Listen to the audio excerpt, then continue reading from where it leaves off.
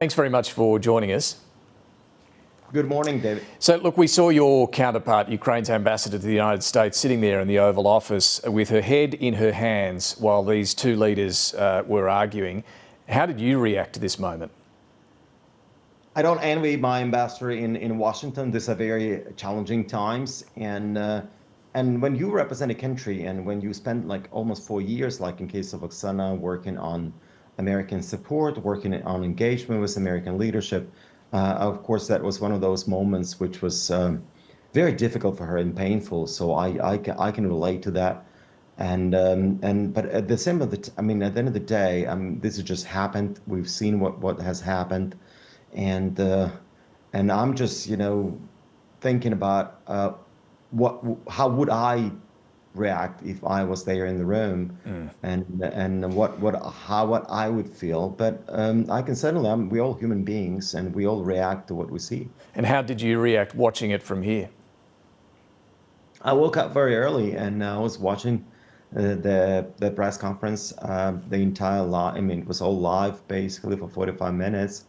And of course, when it got very emotional, was like a big shock. And I realized that my long weekend is probably going to be very busy, and this is exactly what happened. I spent yesterday at least 8 hours working and being focused and in touch with different people and whatnot. Yeah. Did it fill you with despair, though, for the fate of your country, which has been at war now for, well, more than 3 years?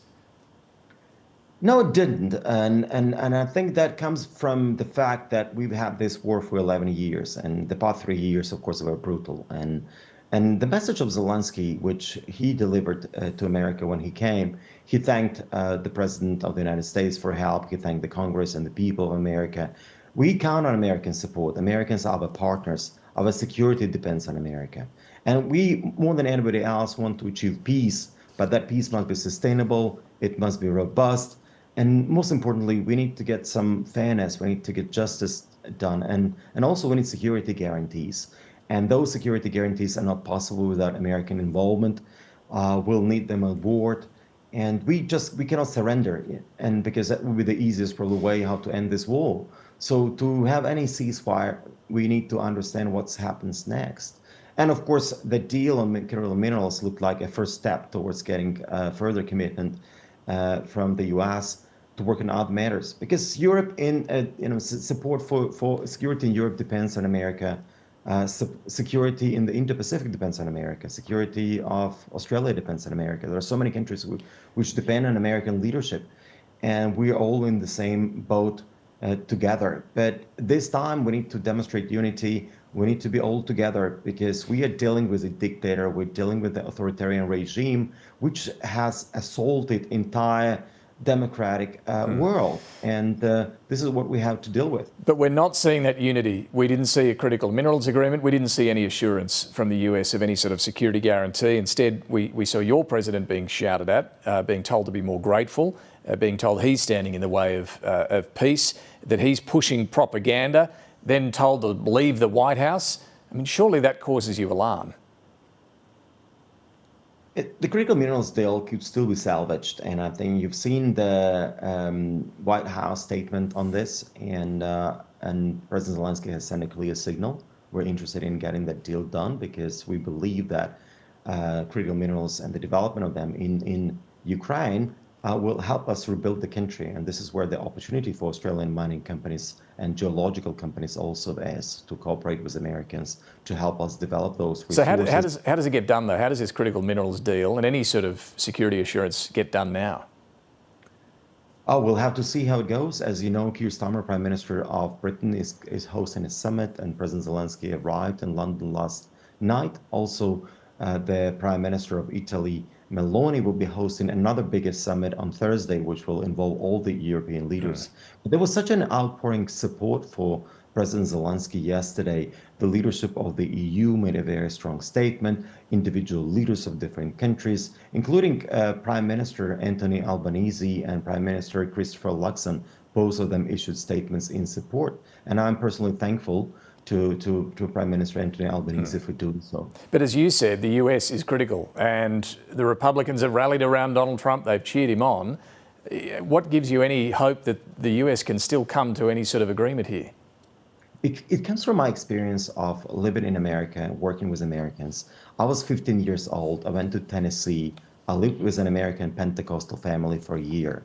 And that was a life-changing experience for me. This is how I learned about America. I came back many times after that. I did a summer business school. I studied lobbying in there. I was buying grain storage facilities for farmers in North Dakota. I traveled a lot. I really got to know America really well. And the major why America and Ukraine are so much alike. Americans had to fight for their independence. Americans had to fight for their freedom. And this is what we are doing. We are fighting for our independence. We are fighting for our freedom. This is our freedom war. This is what it is. And this is, by the way, this is what makes America stand out from all other English-speaking countries. This is what makes America different from Canada, from Australia, from New Zealand, from the UK. But does Donald Trump get that? Does Donald Trump get that, or is he siding with Putin? I'm sure he does. I'm sure he does, because this is what American people are.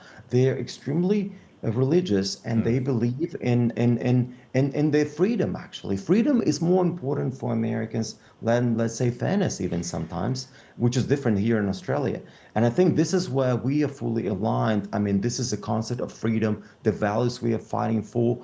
And apart from that, it's in the national interest of America to make sure that aggression is not rewarded, to make sure. So bottom line, do you think that this deal can still be salvaged with Zelenskyy staying in his position with Donald Trump?